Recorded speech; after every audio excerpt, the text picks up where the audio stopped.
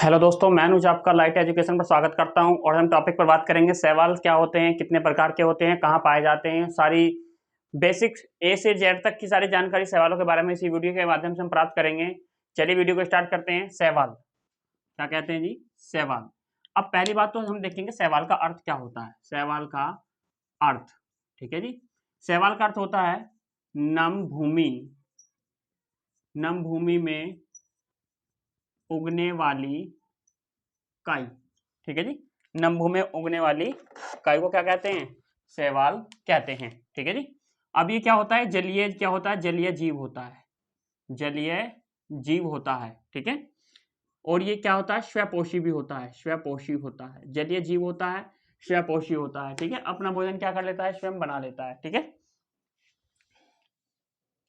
अपना भोजन स्वयं बना लेता है, क्योंकि इसमें क्या है? प्रकाश संश्लेषण की क्रिया होती है। प्रकाश संश्लेषण, ठीक है, फोटोसिंथेसिस की क्रिया होती है। ये जलीय जीव होते हैं और ये भोजन के रूप में, अपने अंदर भोजन के रूप में स्टार्च या मंड को स्टोर रखते हैं, स्टोर रखते हैं, ठीक है जी। जो शैवाल होता है पूछेगा अब वो भोजन के रूप में अपने अंदर क्या रखता है, तो भोजन के रूप में वो क्या रखता है? स्टार्च या मंड रखता है, ठीक है। और ये क्या है? स्वपोषी का मतलब होता है जो खुद अपने आप भोजन बना ले, इसे किसी की आवश्यकता ना हो, क्योंकि प्रकाश संश्लेषण से क्या करता है? क्रिया कर लेता है, भोजन बना लेता है। और शैवाल का अर्थ मैंने आपको बताया, नमी भूमि में उगने वाली कोई एक काई होती है, उसको हम क्या कहते हैं? शैवाल कहते हैं, ठीक है। आगे देखिए, अब देखिए शैवालों का जो अध्ययन है, शैवालों का अध्ययन को क्या कहते हैं जी? शैवालों के अध्ययन को कहते हैं फाइकोलॉजी, फाइकोलॉजी कहते हैं, ठीक है। क्या कहते हैं जी? फाइकोलॉजी कहते हैं। अब देखते हैं कौन सा शैवाल कहां उगता है, उसको क्या कहते हैं। देखिए, एक शैवाल का नाम है, देखिए, बर्फ पर उगने वाले शैवाल को कहते हैं क्रोप्टोफाइटस, क्रोप्टोफाइटस, ठीक है, क्रोप्टोफाइटस कहते हैं। और जो चट्टानों पर उगते हैं, चट्टानों पर उगने वाले शैवालों को कहते हैं लिथोफाइटस। क्या कहते हैं? लिथोफाइटस। अब देखिए आगे, अब देखते हैं शैवालों का जो प्रयोग है, शैवालों के अंदर क्या क्या भरा होता है, वो किस किस चीजों से बना होता है, ठीक है। अब आपको मैंने बताया शैवाल आपको कहाँ मिलेगा? एक तो समुद्र में मिलेगा, है ना, समुद्रों में मिलेगा, नदियों में मिलेगा, झीलों में मिलेगा, ठीक है, और आपका कीचड़, कीचड़ में मिलेगा, ठीक है, नदियों में मिलेगा, जहां भी नम भूमि है सब में मिलेगा। अब हमारे लिए शैवाल इंपॉर्टेंट क्यों है, उसका रीजन क्या है आप समझिए। क्योंकि इसके अंदर विटामिन ए होता है, विटामिन बी होता है, विटामिन सी होता है, विटामिन डी होता है, बी नहीं होता, विटामिन ए, डी, सी और ई, ये सारे तत्व इसके अंदर होते हैं। अब मुझे एक बात बताइए, vitamin D, vitamin E, vitamin A बहुत इंपॉर्टेंट है मानव के लिए, है ना। आपको पता होगा विटामिन ए रतौंधी नामक रोग हो जाता है इसकी कमी से, तो यदि ये आदमी को मिलता है तो आंखें ठीक रहेगी, ये मिलता है तो आपका क्या है, जो मसूड़ों से खून वगैरह निकलता है उसको कंट्रोल करने में काम करेगा, और ई मिलता है तो प्रजनन क्षमता अधिक बढ़ती है, डी मिलता है तो आपकी हड्डियां मजबूत होती हैं। एक तरह से शैवाल के अंदर ये पाया जाता है, तो शैवाल हमारे लिए बेहद इंपॉर्टेंट होता है। देखिए कौन सा शैवाल किस प्रकार से कहां कौन से देश में खाया जाता है, उसको हम नजर डालेंगे। देखिए जापान में, जापान में दो मैं शैवाल के नाम लिख रहा हूं, कई बार पेपर में आ भी गया है। राइजोफेरा, क्या नाम है? पोरफायरा, क्या नाम है जी? पोरफायरा और अल्वा, ये दो क्या है? शैवाल हैं। एक तो पोरफायरा है और एक क्या है? अल्वा है। अब एक बात बताइए आप, ये दोनों शैवाल हैं, ये दोनों क्या है? जापान में खाए जाते हैं, दोनों ही कहां खाए जाते हैं? जापान में खाए जाते हैं।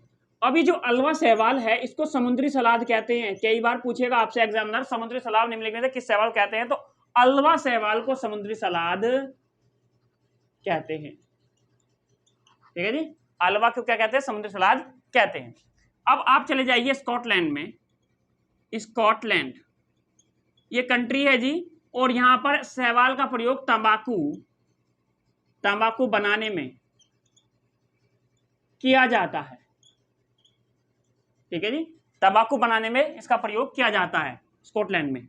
अब आप आइए चीन के अंदर। चीन में नॉक स्टॉक एक शैवाल है, ये खाया जाता है। ठीक है, अब इसके बाद आपका आता है भारत। क्या आता है जी? भारत। तो भारत में कौन सा शैवाल खाया जाता है जी?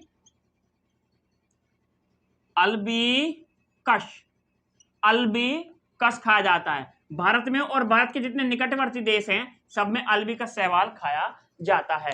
तो ये तो था हमारे जो हमने आर्थिक रूप से हमने जीवन में हमने शैवालों को खाया। अब देखते हैं कृषि में इसका क्या योगदान है।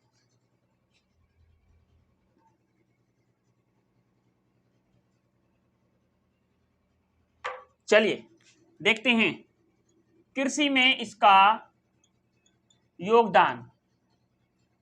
ठीक है जी, देखिए आपने देखा होगा नील हरित शैवाल, नील हरित शैवाल आपने देखा होगा जो खेत होते हैं, अगर वो बंजर है, बंजर का मतलब ऊषर, ये खेत है, ठीक है, और ये ऊषर है, या इसको बंजर भी आप कह सकते हैं। ठीक है, ये खेत है, इसमें क्या है, फसल नहीं हो रही है। ठीक है, तो आप क्या करोगे, इसमें नील हरित शैवाल क्या करोगे, डालोगे। डालने के बाद इसको डाल दोगे, उसके बाद इसको खेत को जोत दोगे। उसके बाद क्या है, इसे डालने पर क्या होता है, खेत को उपजाऊ बनाया जाता है। तो नील हरित शैवाल एक किस प्रकार का शैवाल होता है, जो हमारी जो ऊसर जो भूमि होती है उसको उपजाऊ बनाने के लिए काम किया जाता है। आगे देखिए,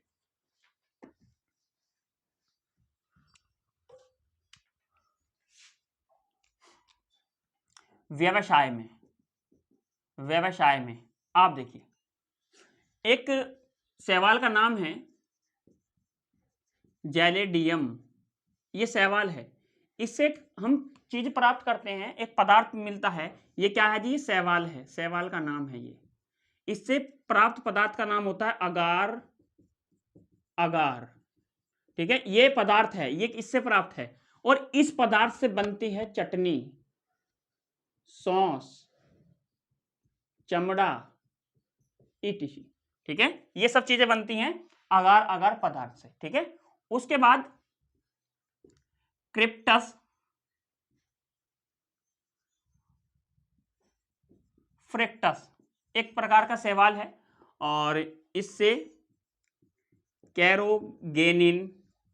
कैरोगेनिन पदार्थ, एक सवाल से जो शैवाल होता है उससे एक पदार्थ प्राप्त किया जाता है, इसका नाम है कैरोगेनिन।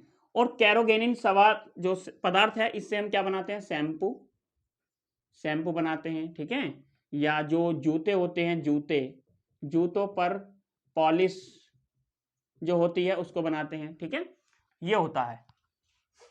अब देखते हैं आप, ये कृषि में देख लिया आपने, व्यवसाय में देख लिया।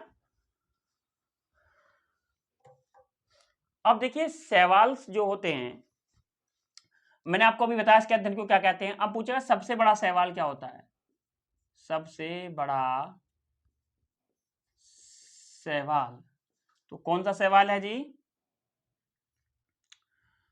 सबसे बड़ा शैवाल का नाम है क्रिप्टोसिस।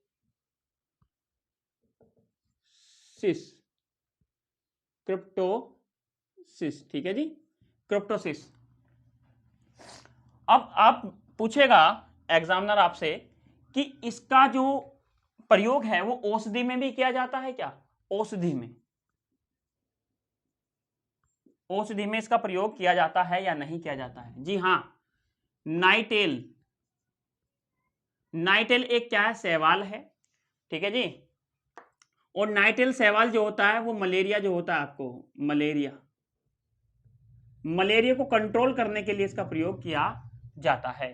ठीक है, मलेरिया को कंट्रोल करने के लिए किस शैवाल का प्रयोग किया जाता है, तो नाइटेल शैवाल का प्रयोग किया जाता है। ठीक है जी, तो दोस्तों ये था कुछ शैवाल के बारे में जानकारी।